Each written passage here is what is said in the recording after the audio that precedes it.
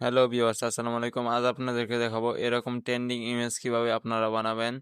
তো প্রথমে আপনাদের যেতে হবে জিমিনি অ্যাপে। তো জিমিনি অ্যাপটি আপনারা প্লে স্টোরে পেয়ে যাবেন। তো এটাতে ক্লিক করেন, ক্লিক করে এটাতে এখানে দেখেন এই যে প্লাস আইকন আছে, প্লাস আইকনে ক্লিক করেন। প্লাস আইকনে ক্লিক করে আপনি গ্যালারি অথবা ফাইলসে থেকে একটি ছবি এখানে আপলোড করে নেবেন।